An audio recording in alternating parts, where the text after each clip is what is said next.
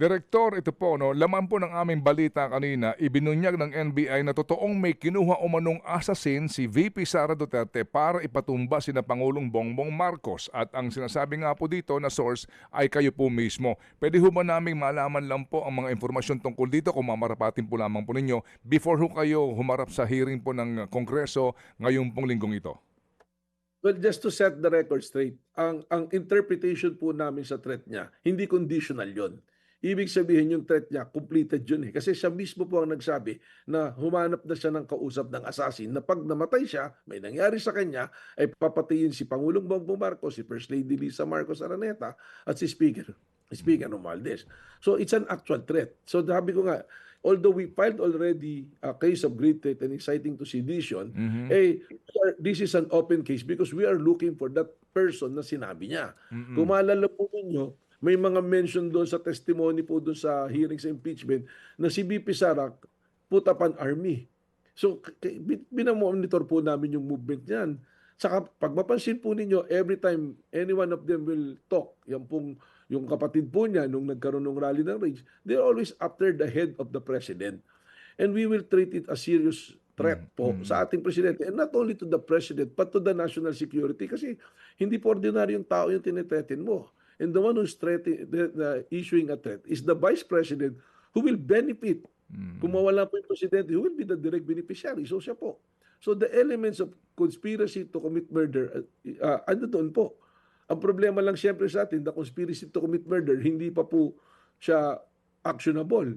Unless meron na talagang nangyari na actual na physical na, halimbawa, meron ng frustrated po yan or attempted, meron po, or consummated. Pero as of now, yun po yung view ng NBI dyan. Kaya po, nung isang linggo nga, habang naka-live broadcast po si Presidente, merong isang tao nag-comment doon, actual person, barilin na yan. Sabi po, from the law enforcement point of view, investigation point of view, malay natin kung yun kausap at sinabi, ito yung signal mo sa ganitong lugar, ito yung magiging signal mo. And somebody is there already to really to shoot the president. So those are the threats that we are considering serious. Kailan po nangyari yan, Director? Ang mayroon... Last week lang po.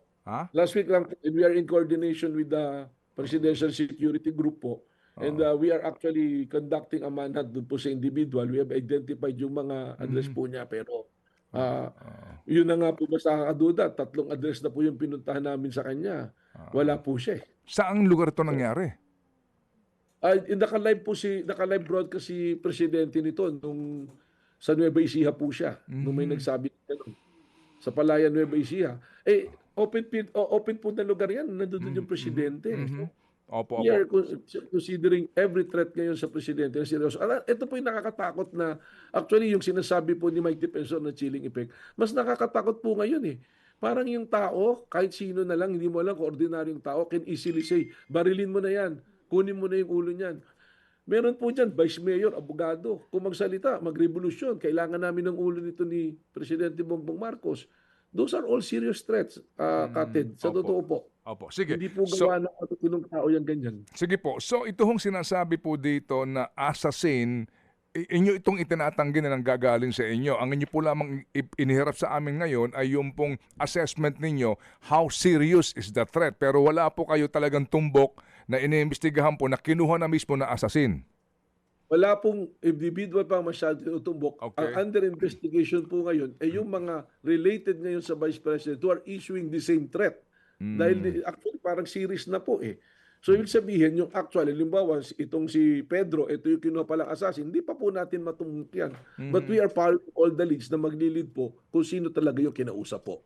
Mga kapatid, para sa iba pang mga balita at impormasyon, sundan niyo po kami sa X, Instagram, Facebook at syempre sa TikTok, True Network PH. Mag-subscribe din po kayo sa aming YouTube channel, True Network. May website din po tayo, truenetwork.ph. At pwede nyo rin po kaming mapanood sa Channel 19 ng aming True FM TV. Lagi pa rin makinig sa radyo dito po sa 105.9 True FM dahil dito, laging true sa'yo, kapatid. Ito tayo sa